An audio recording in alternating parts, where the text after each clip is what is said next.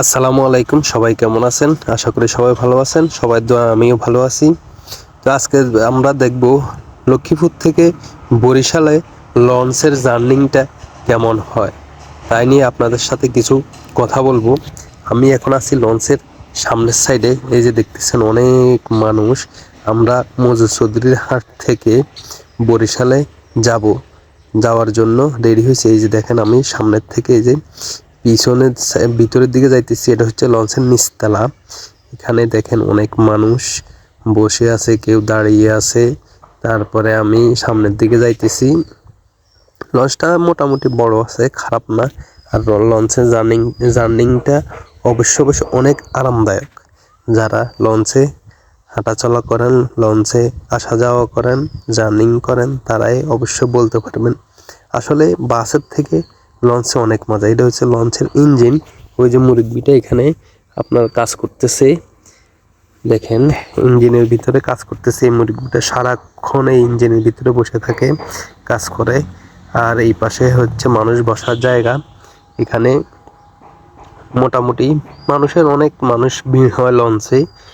আগে হয়তো লঞ্চ বেশি চলতো, এখন কম চলে। আর খাওয়ার জন্য এখানে একটা ছোট দোকান আছে, যদি কেউ কিছু খাইতে চান এখান থেকে খাইতে পারবেন।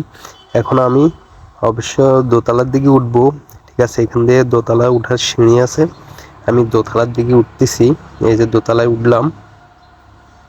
এই যে দোতলার সিটগুলো কিন্তু অনেক সুন্দর, ঠিক আছে? যদিও ভাড়া এক, তবে আপনার নিচে এবং উপরে সিটগুলো ব্যবধান আছে। নিচের সিটগুলো হচ্ছে লোহার, আর উপরের সিটগুলো হচ্ছে, দোতলার সিটগুলো হচ্ছে আপনার ফোমের। আবার এখানে আপনি যদি চান তাহলে আপনি কেবিন নিয়েও যাইতে পারেন, ঠিক আছে? কেবিনেও আপনি যাইতে পারবেন, কোনো সমস্যা নাই। তো আমি সামনের দিকে যাইতেছি আর দেখতেছি, হাঁটতেছি, অনেক ভালো লাগতেছে, এনজয় করতেছি। আমরা সবাই মিলে গেছি, অনেকেই গেছি।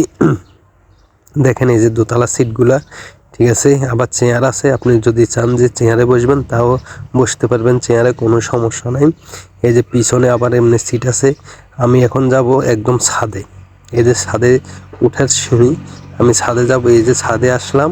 ছাদে আপনি অনেক এনজয় করতে পারবেন, পুরো নদী দেখতে পারবেন। এরপরে মানুষ বসার জায়গা আছে, মানুষ এই যে নামাজ, এখানে এই যে মানুষগুলো দেখতেছেন, এটা নামাজ পড়ার জায়গা আছে।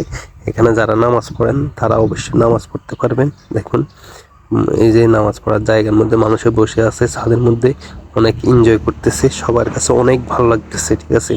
আর পাশে এই যে চর হয়ে গেছে, নদীতে এখন পানি কম, যার কারণে চরগুলা দেখা যাচ্ছে। আমাদের লঞ্চ তো একবারে আটকে গেছিল, তারপরে আমরা আবার 1 ঘন্টা পরে লঞ্চটা আবার ছুটছে। পরে জোয়ার আসছে, জোয়ার আসার পরে আবার লঞ্চটা ছুটার পরে আমরা আসতে পারছি। এইখানে পিছনের সাইড দেখেন কি সুন্দর পানিগুলো যাইতেছে, দেখছেন কি স্পিড পানির। যদিও পানি কম, যদি পানি বেশি থাকতো তাহলে আরও অনেক সুন্দর হইতো, ঠিক আছে? সবাই দোয়া করবেন। এই যে আমি, ঠিক আছে? সবার শেষে সবাই লাইক কমেন্ট করে শেয়ার করে দিবেন, অন্যকে দেখার সুযোগ করে দিবেন। সবাইকে আসসালামু আলাইকুম।